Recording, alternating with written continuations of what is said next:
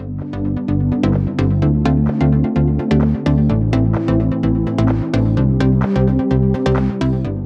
morning, good afternoon, good evening, everyone.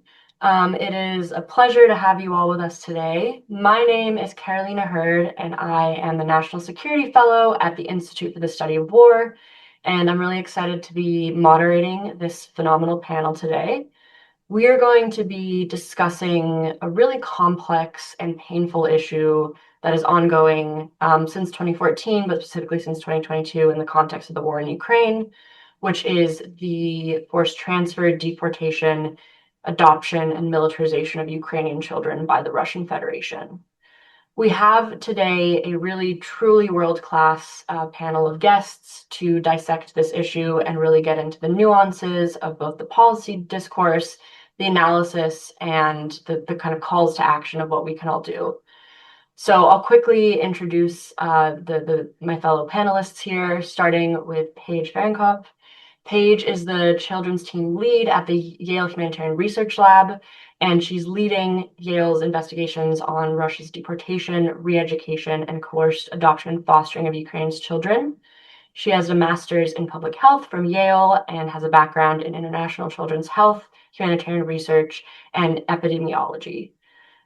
She has been leading all of the absolutely phenomenal investigations that I think you're all familiar with when it comes to Yale. So we're really excited to have her truly top of the line expertise with us today. Secondly, we have Yuliia Usenko. Ms. Usenko is a criminal justice professional with 18 years of experience in the prosecution service in Ukraine, including with institutional reform and strategic leadership within the justice system. She's an expert in justice, in the justice system reform, human capital development, and child-friendly justice. And very importantly as well, she's representing Bring Kids Back Ukraine, which is the presidential initiative that is really responsible for bringing back so many of these Ukrainian children who've been stolen from their homes. We also have with us Dr. Christina Hook. Dr. Hook is an assistant professor of conflict management at Kennesaw State University at the School of Conflict Management, Peacebuilding, and Development. She's also a non-resident senior fellow at the Atlantic Council's Eurasia Center. She's a specialist in Ukraine and Russia, and her expertise includes genocide and mass atrocity prevention, emerging technologies, post-conflict resolution, and reconstruction, and then war-related environmental degradation. I'd also like to shout out the fact that Dr. Hook is the author of a really exciting upcoming book that I believe will be out in November, entitled When the Ukrainian Sun Rises, From the Holodomor to the Front Lines in Moscow's Century of Violence. Highly recommend we all pre-order that. I'm really excited to read it. And then last but not least, of course, we have Nadia McConnell, the co-founder and president of the U.S.-Ukraine Foundation. Thank you so much for hosting this panel and for giving us all a platform to speak about this today. So the first thing that I think we really need to get into today is the numbers landscape. I think as analysts, policy experts, all of that, we're used to seeing a lot of different numbers that are very, very different when it comes to the discussion of how many children have been deported, etc., how many children are living in Russian-occupied Ukraine. The main figures in circulation are the Ukrainian National Children in the War database, which as of today is listing 20,570 deported and or forcibly displaced children. The Yale Humanitarian Research Lab, an estimate in 2025, placed that number closer to 35,000. The Ukrainian ombudsman, Dmytro Lubinets, estimated 150,000, whereas the Ukrainian Presidential Commissioner for Children's Rights and Rehabilitation has cited a number in the 200 to 300,000 range. And then the Russian Commissioner on Children's Rights, of course, sanctioned by the ICC, claimed back in October of 2023 that Russia had accepted, in heavy quotation marks, 700,000 children since the beginning of the war, which is actually a number that Ombudsman Lubinets basically put out today as Ukraine's official number, 742,000 children forcibly transferred to the territory of the Russian Federation from February to December of 2022. And then finally, the last figure that I think we should discuss is the 1.6 million children that are estimated to be basically trapped in Russian-occupied Ukraine. And they're also a really important part of this equation. So obviously a really, really wide variety of numbers here. We have everything ranging from 20,000 to 700,000, and these numbers are all being cited in the same policy debates. So starting with Yuliia and then going to Paige, can you walk us through what each of these figures means and sort of what are the differences between deportation and removal? How does that factor into these figures we're seeing? And then how should we think about the sort of estimated 1.6 million children that remain in occupied areas? Yuliia, would you like to start? Okay. Thank you so much for inviting me to these events, and we very appreciate your support. Your country support us very good, and thank you for that, first of all. And my first answer for your question about the numbers of children who, how many children were abducted, is only Russia knows the exact number of Ukrainian children it has abducted. The occupiers do everything to hide the truth. Despite this, Ukraine don't stop and searches for every child. We continue identify, locate, and bring our children home. You know that it's very difficult, but we don't stop to continue this work. As a representative of the presidential initiative of Bring Kids Back UA, I will talk about mostly about official numbers and about numbers which I could explain for you. First of all, it's number 20,570. Ukraine established a register of deported and forcible displacement children, and this register leading by Ministry of Justice of Ukraine. And now this number is about how many cases we verified, and it's actively processing this number of possible deportation and forced transfer of Ukrainian children by Russia. The second numbers which I would like to explain is 744,000 children. Since the start of full-scale invasion, Russia has claimed to have welcomed this number of Ukrainian children, according to 2022 statement by Maria Lvova-Belova. You know who is. However, after the International Criminal Court issued arrest warrants for this person, Commissioner of Children Rights of President of Russian Federation, and for the President of Russian Federation, Russia completely stopped publishing any data on the number of Ukrainian children in order to hide the true scale of the crime.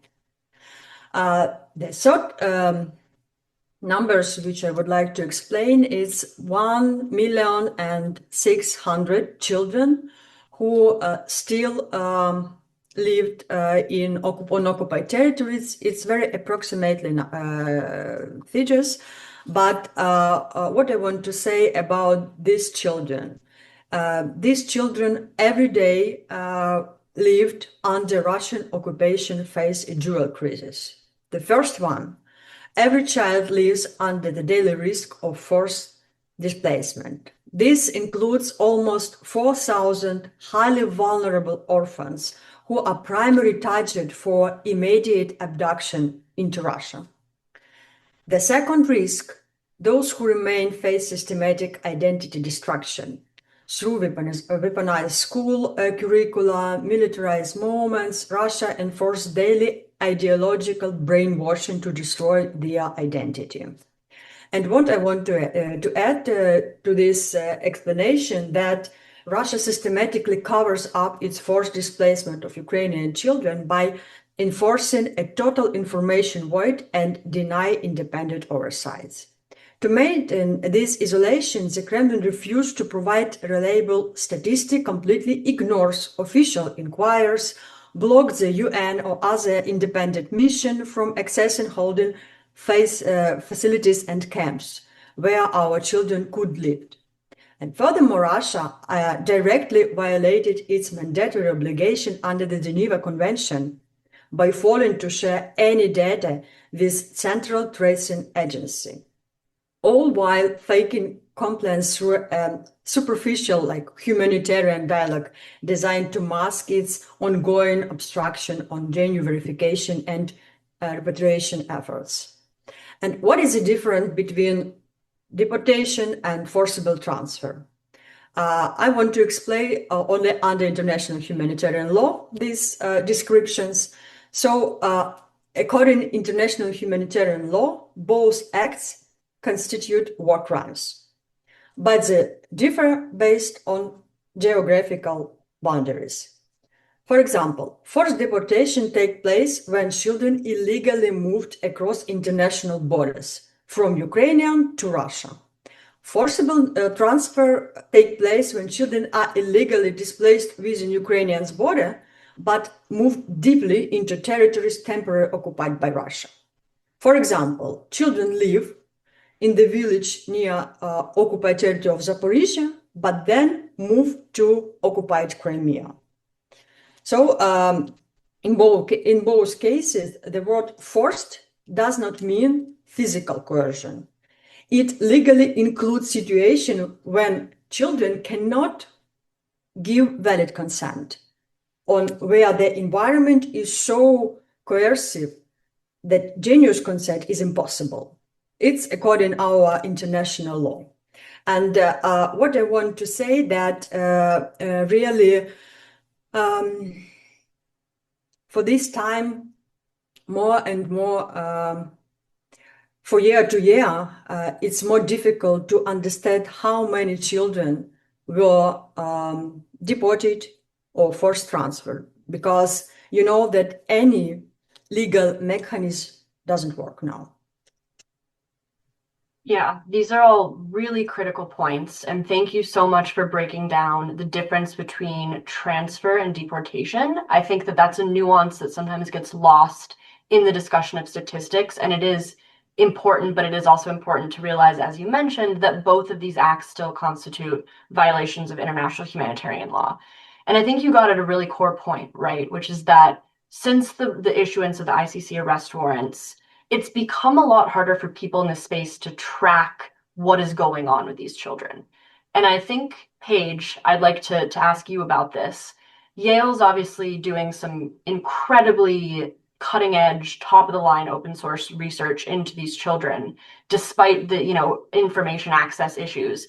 Can you talk us through this 35,000 number, and then also sort of maybe not methodologically, but how you're pursuing these 35,000 and where you kind of see that fits into the context of this bigger discussion on numbers? Yeah, absolutely. So Yale HRL is tracking an estimated 35,000 children who have been taken since the full-scale invasion in February 2022 to Russia or Russia-occupied Crimea. We know that this very well may be a significant undercount of the actual number of children taken. And as Yuliia was saying, one of the main reasons we're kind of having a lot of different numbers in this sphere is because we lack context. So more details are needed on whether these different numbers refer to children who were taken alongside their parents or were separated from their parents in Russia, whether they have since returned, when they were taken, whether they were deported or transferred. And so that's why we're seeing a lot of different numbers without kind of a lot of explanation behind what that means. HRL is tracking the 35,000 kids typically taken in small groups, but sometimes taken individually to Russia or occupied Crimea, to various locations, including churches, schools, orphanages, and camps, or essentially facilities that operate as summer camps. And a lot of these kids are being exposed to re-education and military training, which I'm sure we'll go into a little bit later on in the conversation. But one thing that I kind of wanted to highlight is Russia's obfuscation of this. So HRL typically uses open source information and satellite imagery to track the kids. And OSINT can help tell us a couple things, including how many kids were taken, where they were taken, the date that these kids were taken, and the identities of kids, especially when these kids are in images and videos released by Russia's officials or camp officials. But this open source information relies on what's publicly available. So it's limited to what media or officials have decided to divulge.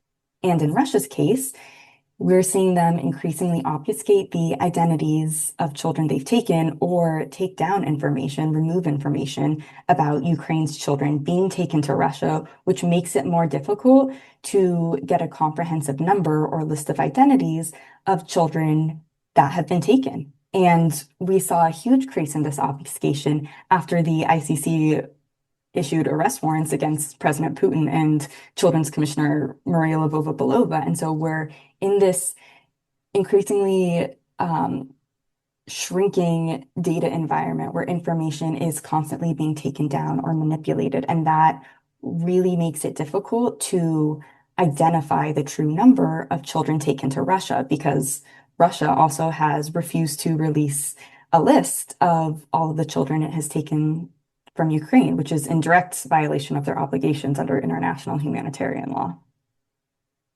Thank you, Paige. I think both you and Yuliia make ultimately the most important point, right? Which is that Russia is really the only actor here who knows the scale of its own crimes, and they're the ones refusing to meet their international legal obligations. They are the reason for the confusion. And I think that that's a really, really important point to continue hammering home, especially in policy debates. Yuliia, from a more operational standpoint, right? For those who are not familiar with Bring Kids Back Ukraine, this is an organization that's directly involved in identification and repatriation and rehabilitation of Ukrainian children who've been deported. So from this sort of operational standpoint, what are the actual mechanisms and tactics that Russia uses to take children from Ukraine, either forced removal or deportation? And then how do you categorize these different pathways for your tracking of this issue? Thank you for this very, very good question for me, because we very often try to explain because Russia always want to mask their war crimes and call it like evacuation, relocation of humanitarian aid or medical rehabilitation. But our law enforcement agencies' documentation prove that Russian Federation and its proxy occupation regimes openly defy international law through specific operational patterns. So there are no valid justification. Forced transfer provide without safety consideration or accurate medical necessity. Lack of valid consent. Displacement happened without informing or reserving consent from parents or legal guardians, or within violations of return delays. It's happening with our summer camps from Kharkiv region, from Kherson region. You know a lot of these stories, and Yale Humanitarian Research Lab write more in their report about it. Illegal family placement. Instead of returning children to Ukraine or a natural third country, Russia intentionally placed them into the family of Russian citizens. And it means that there are no any real excluded reason as mentioned in international humanitarian law. It's really intent to put it in foster families or abducted by Russian. And we very often identify special environments when children are removed under intense coercion, where Russia internationally manufactured hostile conditions to strip families of any alternative choice. So deportation and rehabilitation and forced transfer are not chaotic side effects of war. They are part of a highly organized and state-designed policy to systematically destruct the national identity of Ukrainian children. It's what I want to mention about, because every explanation of Russian Federation are not proved by our evidence, which we collect not only by our law enforcement agencies, but also by international organization, international experts, independent international experts, which prove these patterns happened with our children, and these war crimes really committed by Russia. Yeah, I think that the point about this not being chaotic and incidental to combat activity is really important. This is strategic, it's top down, state directed. It's not an accident. And I think that the points you made are really, really like what's the expression? Hitting the nail on the head with that. So I think this is actually a really good segue into the militarization dimension. What is beyond the sort of actual mechanisms of deportation and forced removal, what are Ukrainian children experiencing both after they've been deported or when they remain in Russian-occupied Ukraine? As you mentioned, Yuliia, it's very clear that Russia is engaged in a deliberate and systematic campaign to re-educate, indoctrinate, and militarize Ukrainian children. This campaign is occurring at scale along various avenues, both within occupied Ukraine and at the locations to which Russia has deported Ukrainian children. Paige and Yale's research has found that Ukrainian children were taken to at least 210 facilities in Russia and occupied Ukraine, and that children were subjected to re-education at 60% of these facilities and explicit militarization at 18% of these facilities. And as Paige mentioned, there's also an emerging body of evidence that Ukrainian children are actually being used to assemble military equipment, including drones, at some of these facilities. So, Yuliia, I was hoping you could tell us a little bit. What do the stories of the children that Bring Kids Back has rescued and repatriated tell us about the tactics of militarization that Russia's using and the scale of this issue? And then what are the long-term implications of this militarization and how does this impact repatriation and rehabilitation efforts for organizations like yours? So when we worked with children who returned from Russia, and it doesn't mean how many time they spend in Russia, they have a very similar testimonies about what happened with them on the territory of on the occupied territories or in the Russia. And I want to tell you like some examples what children mentioned happened in the camps or in the place where they live, what happened in the schools where children studied.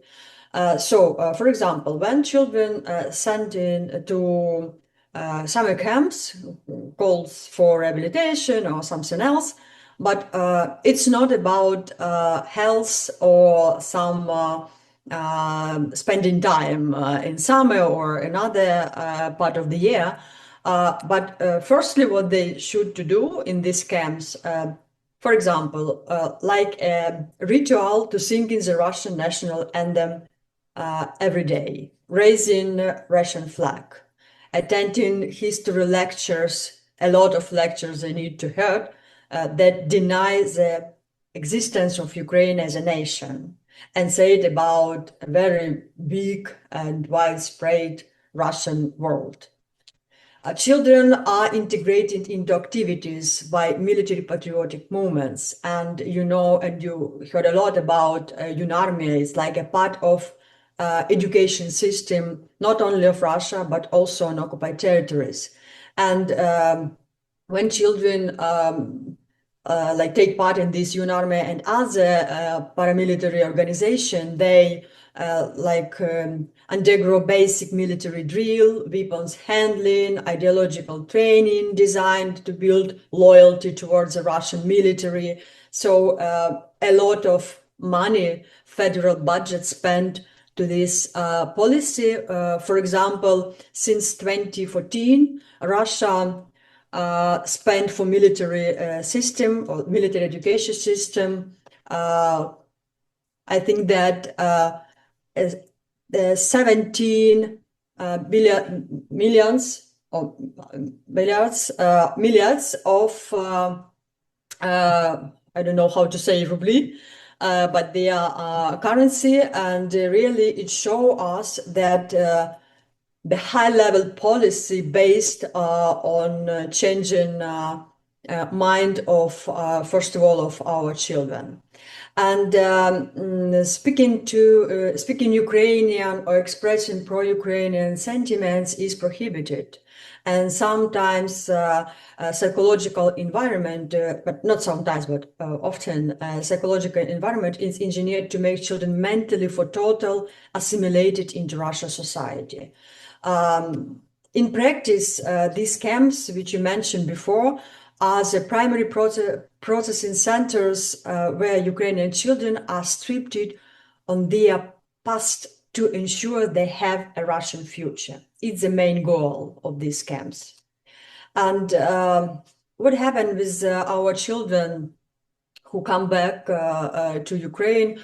Of course, beyond the immediate harm, these practices are designed to prepare children for future service in the Russian armed forces. And we need to spend more and more time to psychological support, to identity restoration, comprehensive reintegration assistance to make it sure that children are not that first of all, children are in safety environment as it could be in Ukraine, because they always testimony about pressure, not only psychological, but sometimes physical, where they want to show that they have Ukrainian identity.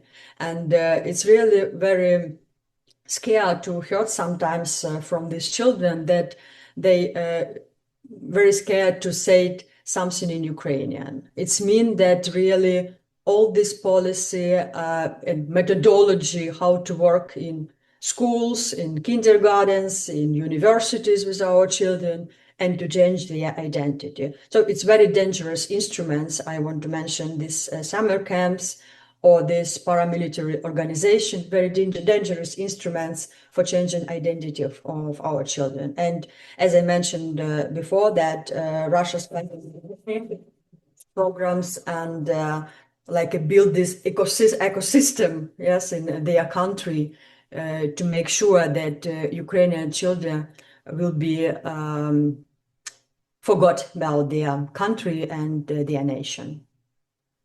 Yeah, I think that the persistent focus on the eradication of identity via the deportation, the militarization is a crucial part of this conversation. And I'd actually like to go to Dr. Hook now. You've done really extensive and phenomenal field work with Ukrainians who've lived through or carry direct memory of earlier Soviet campaigns targeting Ukrainian identity, including, of course, the Holodomor, which was a deliberate targeting of generational reproduction of the group being the Ukrainian nation. From both an anthropological and kind of comparative genocide standpoint, what does historical continuity tell us about Russia's long-term objectives with the child transfers and the militarizations? And how does this change the way we should be thinking about return and reintegration for children who've undergone intensive Russification? Thank you. It is such an honor to be on this panel about an issue that we are also committed to, as well as I know the members of this audience. I think I'll give you the short-term answer first, and then maybe go through 2 points about the history of this war. So the first to me is that this issue of the children, the taken children, the children who are being forcibly Russified and militarized, shows that the issue of childhood and the future existence of Ukraine is at the center of this war. It's not a tangential issue. It's not a humanitarian issue on the margins. And to me, this is one of the clearest indications that this war is ultimately about Russia's desire to shape, harm, destroy the future existence of Ukraine as a people, and not just Ukraine as a place or as a piece of contested territory. When I talked about history in 2 ways, I'll take the short history first and then the longer one. I began working in Ukraine in 2015. As you mentioned, the goal was to ask many questions about the history of the Holodomor, a genocidal famine in the 1930s under Stalin. But at that time, we were in the first year of Russia's war against Ukraine. And so I think taking the short history first is very important for us as we think about policy implications. What I want to mention is that when I was doing my field work across Ukraine, I've worked in every region of Ukraine. I've lived in Ukraine for multiple years, including during the full-scale invasion. And what I remember is just incredibly disturbing and tragic in hindsight, because I remember from the early years of this war, we were calling them sort of rumors of taken children from orphanages in eastern Ukraine. And I'm certainly not the only researcher or the only Ukrainian expert, Ukrainian person living in these areas that remember that. That's important to the historical record. And the reason that I think it is important to the historical record is because, as a person that also has a policy background in how do we stop unfolding mass atrocities, we typically think about it in two ways. We think about motive and we think about the means. So the motive is, can we disrupt the perpetrator's desire to do the crimes and the harm that they're doing? And with Russia, I think we've seen time and time again, we've just seen no indication that they are going to stop their systematic and deliberate targeting of Ukrainian civilians, including children, in the ways we're talking about today. And so that means to me that we need to focus our conversation in how we disrupt the means, the capabilities of the Russian state to carry out these campaigns. And the reason I wanted to start with the realization that these smaller numbers of children were rumored, and I'm sure even documented by this point, to be taken from these places, is that we can view it as an escalation in 2022, not of the issue, but as the capability of the Russian state to begin taking more and more children. So how does that help us plan for the future as the Russian capabilities to take children would continue, at least their appetite to grow? How do we disrupt that capability? And then the deeper history question is, again, going back to this kind of what I like to call Russia and imperial impunity. I think that that's very important for us to talk about, even beyond the immediate policy question, but the question of political will, because we have seen this is not, I would say, a new technique by Moscow. This is a revival of older crimes against both Ukrainians, against both other peoples of Ukraine. I'm thinking of the forcible deportations of the Crimean Tatars and many other populations throughout Russia history. And one of the articles that I wrote with a Ukrainian colleague in 2023 for CNN, we wrote it when she was in a on the wall that talked about it was called The Abduction of Polish Children by the Muscovites. And these pieces of artwork are hundreds of years old. And so when we're thinking about Russian imperial impunity, there's both a direct policy implication. We need to disrupt the means of the Russian state to take these children. And there's both the political will aspect. We've just sort of seen through both this immediate frame of this 12-year war, as well as in Russian imperial history, that this has never held to account these types of crimes. And in my interpretation, they will continue until they're disrupted. Thank you so much. I think placing this in a broader historical continuum is so important, because it's crucial to understand they didn't start doing this in 2014. They didn't start doing this in 2022. This is a documented pattern of operations, and your scholarship has really, really both documented that and then also pulled out the really emotional threads of these historical through lines. So I think that's really important context. Zooming back in for a second and kicking it back to Paige, when we're actually talking about, let's say, militarization, Russification, all these things, these words that we've been using, what does that actually look like, right? Yale documented militarization at 18% of these facilities, the 210 facilities that you guys found. But the way that Russia frames it as basically patriotic education versus like overt military training, that line seems very blurred in the Russian rhetoric. So tell us more on like a super tactical, granular level. What are the different types of patriotic education or militarization you're seeing, and why is it important as an analyst to basically differentiate and distinguish between these things? Yeah, thank you so much. So in our research, we kind of break the two terms down, re-education and military training, so we can really dive into these nuances. And so I'll start with re-education.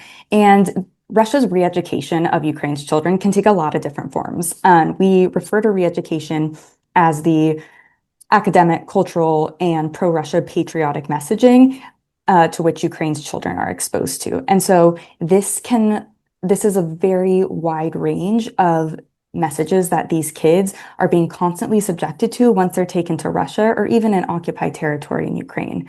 So this kind of patriotic re-education oftentimes includes historical lectures on Russia's military heroes or people that Russia deem incredibly important in their history or culture. But a lot of times, this kind of patriotic messaging seeps into the more academic curriculum that these kids are exposed to.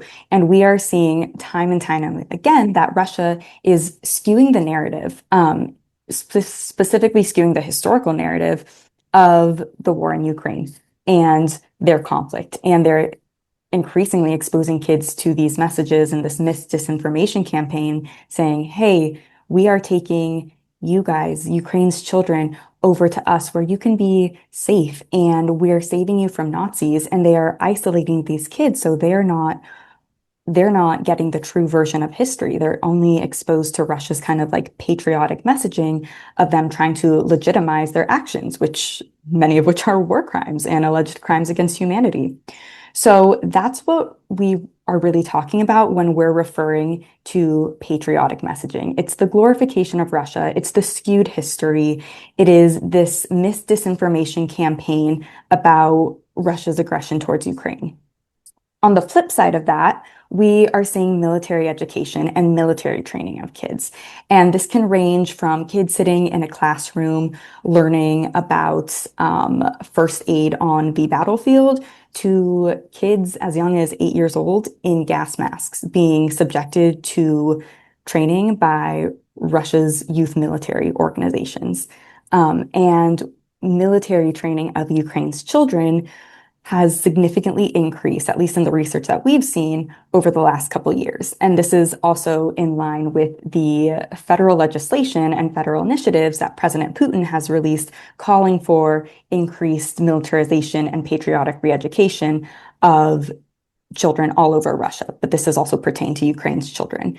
And so we're seeing kids, as you mentioned earlier, learn to drive military vehicles, learn to assemble and disassemble machine guns. And a lot of times this military training is incorporated into these nondescript kind of summer camps. And kids, as Yuliia was speaking to before, are taken under the guise of, evacuation or being taken to a temporary camp for rehabilitation. But, one day these kids are doing crafts at a summer camp. The next day they're learning how to make camouflage nets or learning how to assemble drones that are then going to be used in the front lines or sent to Russia's military. So it's this escalation from just patriotic re-education to actual military training where these kids are being, in short, prepared for future military service, and they are contributing to Russia's war effort. And so we really try to break that down in our research, saying, all right, these are the camps that we know of that have exposed kids to re-education. Again, it is likely a significant undercount because we are increasingly seeing Russian legislation mandate pro-Russia education. And we are seeing these facilities expose kids to military training. And this has really ramped up in the last couple of years in a really concerning way. Yeah, I think especially with the angle of, the preparation of children for military service, it is so disturbing considering that I think that the latest Ukrainian estimate is that 1 in every 6 Ukrainian POWs are actually Ukrainian. So like 1 in every 6 soldiers that the Ukrainians capture are from occupied territories of Ukraine.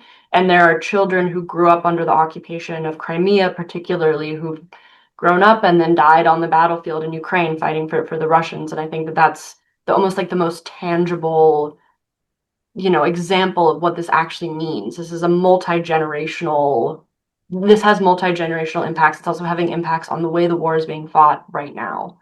So yeah, that's, I think, all really, really important points. Nadia, I know that you wanted to make a few points on the militarization issue. So I'd like to open the floor to you here. Well, thank you. First of all, I want to thank all of you for your extraordinary efforts, but also expertise that you're bringing to this issue. I'd like to make a couple of comments regarding, first of all, the numbers. And it's been brought up by each of you in different ways. This discussion of numbers inadvertently plays into what I call the Kremlin playbook of disinformation and propaganda, because it's standard. If something happens, MH17, the first thing they do is they put out a dozen different possible scenarios to confuse the issue rather than to deal with the issue. And if you think about how much time we have spent, important time, because I remember, Karolina, I asked that we needed to have this discussion, but how much time have we spent talking about the numbers? And then how much time do we have left to talk about what is actually happening to these children? And so I think it is very important that somehow we need to come to the issue of the numbers from what I say. You all are researcher and academics. I am not. So I feel the need that we need to come, that we can transmit this information to the average person so they can understand the full scale of this thing.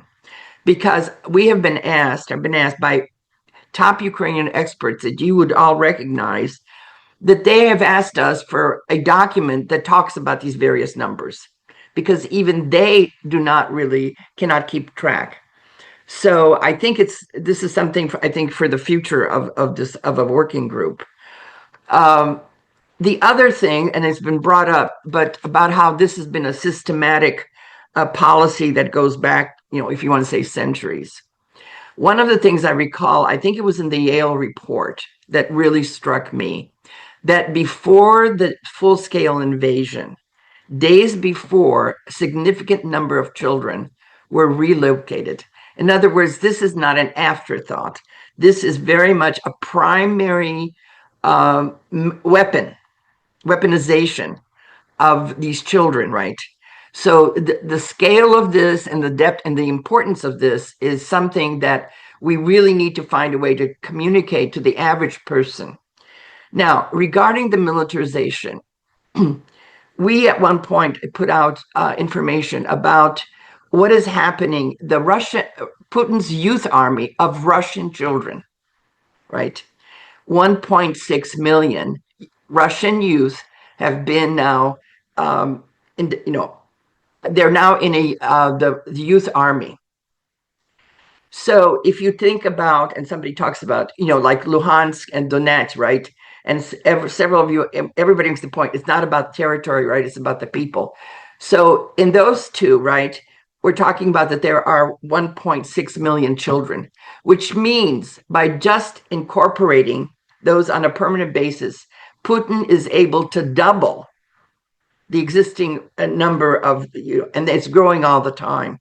So the scale of this is really, it's critical for us to understand. And I think this conversation, I think, will help us get to the point where the average person will understand the scale and the depth and will be motivated to act on it.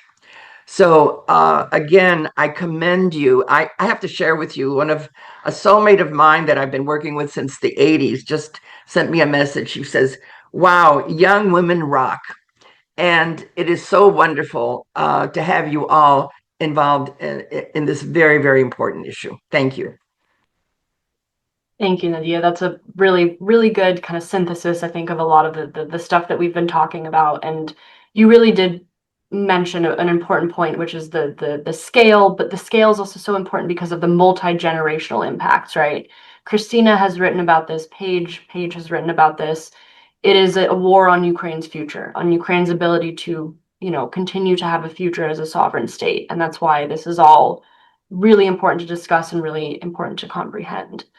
I know that Yuliia might have some time constraints, so I have one more kind of topic I want to ask her about before she has to go, which is hopefully getting into maybe the more hopeful side of this, which is repatriation, right? As of today, I believe, 2,223 children have been returned to Ukraine from deportation, forcible transfer, and occupation, according to Bring Kids Back Ukraine. This is a roughly 10% return rate compared to that lowest 20,000 number we talked about at the beginning. And repatriation efforts are being conducted through various channels. We have Qatari mediation, we have the First Lady of the United States involvement, Ukrainian NGOs such as Save Ukraine, and then, of course, important government initiatives such as Bring Kids Back. But Russia's obviously consistently refused to provide Ukraine and international organizations with information about these children, so it's severely complicated repatriation efforts, as we've discussed before. So Yuliia, one more question for you. What conditions have to be in place for the successful return and repatriation to succeed? And what are the biggest operational choke points? Is it the identification and tracing? Is it locating these children? Is it diplomatic access? Is it all of these? What's the kind of specific complicating factor? Thank you for the most difficult question for us, because you know that firstly, the primary condition of successful repatriation is for the Russian Federation to fulfill its mandatory obligations under international humanitarian law. Russia must immediately provide comprehensive information about all deported Ukrainian children and actively facilitate their safe return. And instead, international humanitarian law, we have the UN Security Council resolution adopted in December 2025, which emphasizes this once again and calls Russia to fulfill its obligation for returning Ukrainian children. But unfortunately, we are not operating in a reality of goodwill. Every successful return of children not happen because Russia want to do it. And you know that when we return one children, it's like a special operation. And sometimes we spend a lot of time, since 2, 6 months or 1 year, to return these children. And if we talk about successful return requires, first of all, we need reliable identification and tracing of the child, access to information about their current location and legal status, and a safe channel for communication and transfer of children. But in practice, the biggest challenge are Russian systematic hiding of this information, the movement of children between different of regions, changing their personal data, forced change of Russian citizenship, and placement in Russian foster families or institution, or when our children, for example, adoption by Russian citizenship, for us, it's really like we could lost these children because we have and we couldn't find any information, you know, that it's secret information as for Russian legislation, and it's very difficult to find something information about these children. And this action make identification and return extremely difficult and are often used to delay or block repatriation of these children. Diplomatic access and international pressure are also critical, but without accurate information about these children or identifying their place or location, the return process cannot move forward effectively.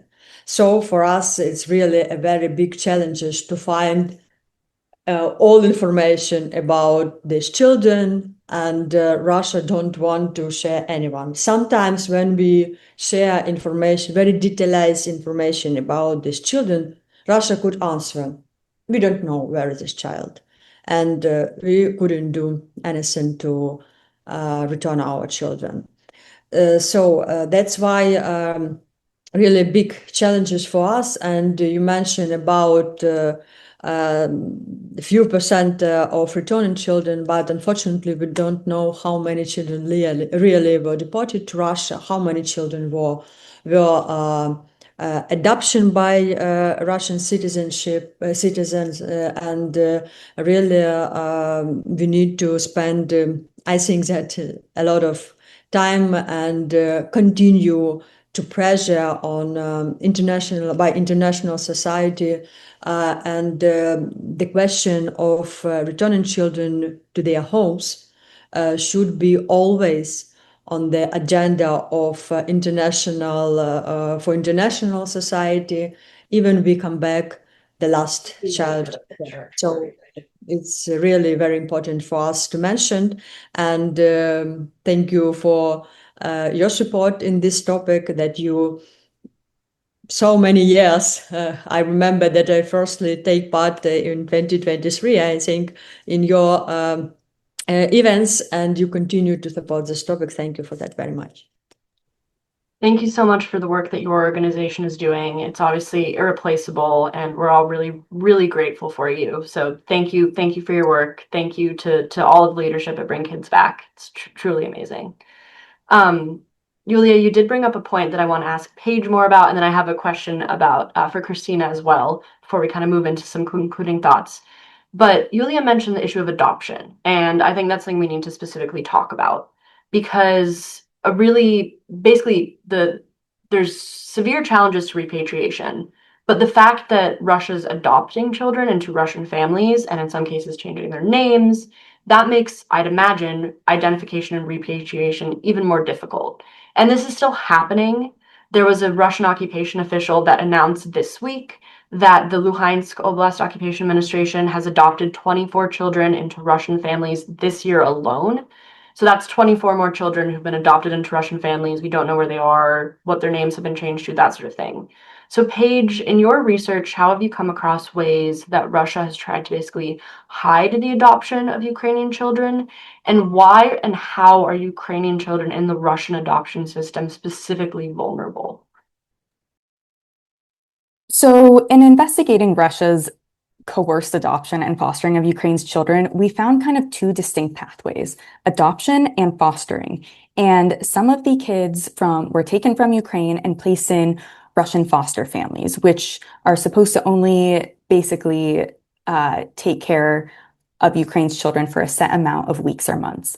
But Russia changed legislation and created an entire system where this fostering and temporary guardianship of Ukraine's children is essentially a pipeline into adoption. And that's where it gets really scary because according to Russia's federal legislation, once a child is adopted, they can be reissued documents where the child's first and last name is changed, their date of birth is changed, and their place of birth is changed. And so we've seen this happen before with kids that have been taken from Ukraine since 2022. And once their identities are completely changed and erased, it makes it significantly more difficult to identify these kids. Because if you are looking for a young boy, age 7, from Donetsk taken to Russia, and you know his exact name, birthday, family situation, even where he was taken, Russia very well may have reissued him documents, so he doesn't exist, and his Ukrainian identity doesn't exist. And, they may claim they have no record of him because they've reissued him a new name, a new passport, a new date and place of birth, which is really where it gets difficult to identify all the kids taken. And that's why kids in the adoption and fostering pipeline are especially vulnerable because they're enabled to have their identities changed in a way that makes it virtually impossible to find them. And so with this adoption and fostering system, one more thing I want to add before we wrap up, and I'm cognizant of time, is, for years now, we've seen Russia place Ukrainian kids in their federal adoption databases. But they're placing these Ukrainian kids in this database and in multiple databases, including one run by Russia's Ministry of Education, with absolutely no information pertaining to their Ukrainian identity. So they appear as if they are Russian children and they're listed alongside them. And so that's also where it gets dangerous because when families are taking guardianship or trying to adopt a child, do they really know if that child was taken from Ukraine? Because these databases certainly don't identify that. And this is one of the ways that they try to obfuscate what they're doing. Yeah, that's the sort of deliberate, eradication of Ukrainian names and birthplaces and all of that. We've seen reporting about, for example, the child adopted by Sergei Mironov, a political leader in Russia. He adopted a child from Kherson, but her birthplace was changed. Her name was changed on her birth certificate to make her look, as if she was a Russian child born in Russia. So that sort of across the board state directed obfuscation is a huge barrier to repatriation. Christina, you wrote a really phenomenal piece a few months ago, or maybe last year. Time is kind of blurring together for me, but basically talking about the issue of merging an understanding of the issue of Ukraine's children with an understanding of what happens at the end of the war. So can you talk to us about how you see the issue of returning Ukraine's children factoring into any potential negotiated end state to the war? And do you have a sense of what the current appetite in the Trump administration is to kind of address this issue, keeping in mind that, Melania Trump has been involved in the return of the few children, I think around 10 at this point. So what's the sort of relationship between the issue of children and discussions about negotiations and that sort of thing at this point in time? Thank you. And it's always interesting to be in these events and to hear the sort of latest that everyone's working on, because there's so many common threads. So with your permission, I'll just summarize a few things that I think we can build on here. And the first is, Paige, you've said skewing the narrative, and then we've all said the word obfuscation a lot. And so as we are thinking about Russia's intent, which again is very important to me when we're having conversations about how does this war end, as we're thinking about intent, there's one additional way that I think we can talk about establishing Russia's skew of the narrative, the Russian state skewing of the narrative. And that's to highlight a project that I'm working on. I want to credit my co-author, who's a fellow professor, Dr. Yuliia Usenko, who is a child protection expert and is also from Kyiv herself. And we have kept a database of every statement from a variety of different sources in the Russian state and Russian state media regarding how they frame these issues. And we have kept it from the beginning. And I want to point that out because maybe if you don't know the situation, an individual press statement from a certain person could sound persuasive. It has a lot of moral language in it. But if you look at what these same actors are saying, they are speaking in cross purposes. What they say one day is reversed by their own words the next day. And so I think that, again, just looking at that pattern of their own language about this issue is very, very important, and putting that alongside all of the other ways that we document them, hiding the children, preventing returns, and all of that, in terms of how we establish event, how we look at how they are willfully skewing the narrative, tracking over time what these same individuals say and how they contradict themselves is really important. I also want to bring up another point that I think is really important. It both fills me with respect and admiration for Ukrainian society, and also lights a fire under me in terms of what we need to do as advocacy for political will. And that's to bring up the fact that in November, I was part of a panel which had representatives of all the teams here, and it was the Intent to Destroy Ukrainian group that was hosted at Georgetown. And one of the things that our colleagues in child protection at Georgetown mentioned is that they estimate that about 90% of the successful rescues of children have been done by Ukrainians themselves. So while that is incredibly admirable, that also shows that there is a lot more that could be done at the international level. And that's where I'll begin to answer more specifically your question about US policy in this area. I think that it's important that we kind of look really firmly into the reality that with the pattern of behavior that we've seen from perpetrators, and I would say even the cleverness at how they use moral language to obfuscate the issue, or cleverness with the bureaucratic issues that Paige just talked about. When we look at that, we need to understand that there might be awareness that these children being held within Russia, being prevented from returning, are understood by perpetrators as eyewitnesses to crimes. And that becomes very important because that is, I think, where the role of the international community, particularly the United States, becomes very important. I think that the US can play frankly, probably irreplaceable role in saying both, number one, that if the Russian state says, we don't know where that child is, the US has the ability to say, that's not good enough, call us back when you do, or we won't list the sanction, or so sort of denying those we don't know.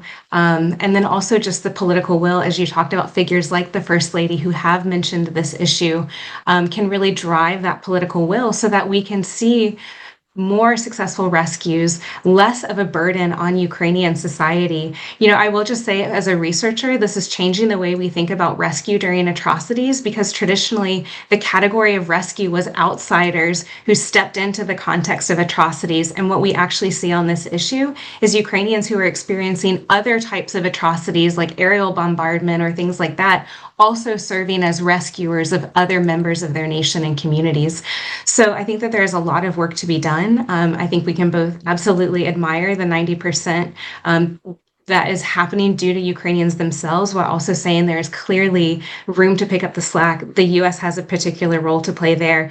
And then also, when I think there are both active steps the US government can take, there are also really important things that the US should not do, should preserve its current policy. And one I just want to particularly mention is, to my mind, the importance of the denial of formal recognition of, as we all say very carefully, temporarily occupied Ukrainian territory.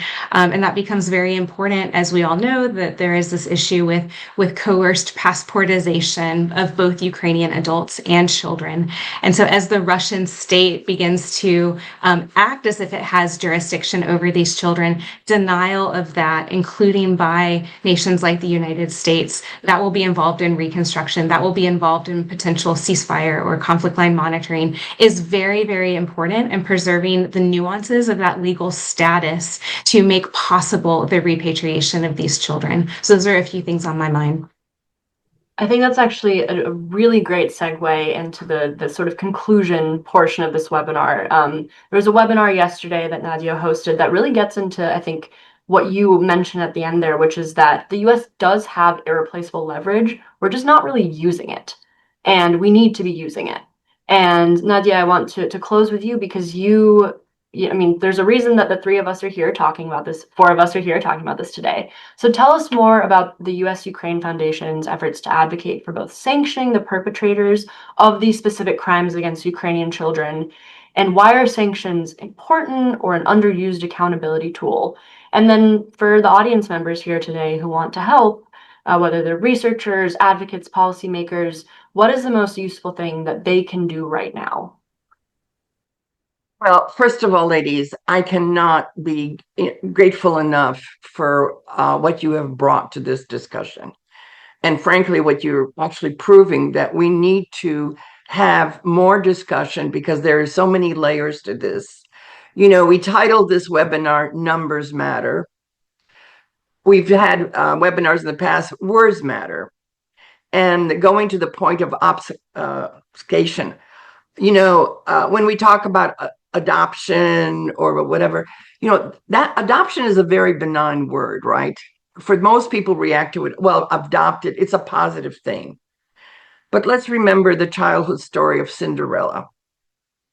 What happens to these children once they are adopted? Are they truly adopted into a family, or are they used for whoever know what kind of purposes? So I think this is another topic for discussion in the future. Much effort is being placed, and rightly so, for the return of children, and we support all of those efforts to try and get them. But when you talk numbers that can be up to whatever million, whatever, the chances of us being able to find them and return them are very, very low, right? One of the things, as I say, I come at this not as a researcher, but as somebody who's been in the policy advocacy world for all my life, but also as a mother. When we read the fact that these children are told that their families don't want them, Ukraine doesn't want them, the emotional impact of that child, right, that it carries with it, I mean, it's hard to even fathom. So our efforts, we've organized the Center for Reuniting Families of Ukraine, and it has many elements. But one of the key elements is that we want to go after the bad guys. We want these children who are waiting to be rescued and may not be rescued, that somehow, someday they know that while we were not able to rescue them, we did go after the bad guys. And this is more to what has been discussed. There are things that we can do. We have limited ability to recover and rescue. So we are focusing on the sanctions, particularly regarding the abduction of children. Now, the chart that we've used and we discussed yesterday, Ukraine has identified 260 individuals and 60 some entities that are perpetrators of this one part of war crimes against Ukraine, right? And then when you look at all the countries that are sanctioning these individuals, none of them are even reach 100. So our efforts saying, okay, limited ability to rescue, but we can influence our respective governments to sanction all those people that we know are involved in the stealing of these children and the destruction of these children. And so this is what our efforts, our campaign is. And we've identified, we've adopted the Forget Me Not flower, and I lost my pin, I don't have it on, as a means to really connect with people and saying, we cannot forget these children. And so our efforts are going to be to reach out to these countries to find people who already are interested in this world. And we want to create an informational network to push this idea of sanctioning these individuals. Ukraine has done a phenomenal job of identifying these people, right? The profiles. And they are now submitting them to the International Criminal Court. So it's not just, oh, we think this person is doing this and that. No, they have really documented them. So there's a lot of information that is underutilized, as the current, I guess, phraseology is. We have a lot of cards to play, and we're just not playing them. So we will be talking about this more in the future. And as far as what people can do, one of the things we're doing is we are trying to identify what we call forget-me-not ambassadors. That's people who have interest in this topic. I hate the word influencers, to push this idea of sanctions. But I'm also thinking maybe we could start a group called Guardians for these children. So anybody who's interested in supporting this effort. And, you know, when you talk about support, one of our philanthropic advisors uses the terminology, give us your time, your talent, or your treasure. So there are many different ways that people can get engaged in this. And we are hoping to do this on a very broad, I would say, international scale. And we'll have more to talk about that in the future. But ladies, I could not have enough words of gratitude for the work that you are doing and the passion that you are bringing to this issue. So thank you. Karolina, you're also a star in terms of getting things organized. And so thank you as well. Thank you so much. Thank you for this platform. And Dr. Hook and Paige, you are both phenomenal. It was an honor to share this time with you. Thank you so much.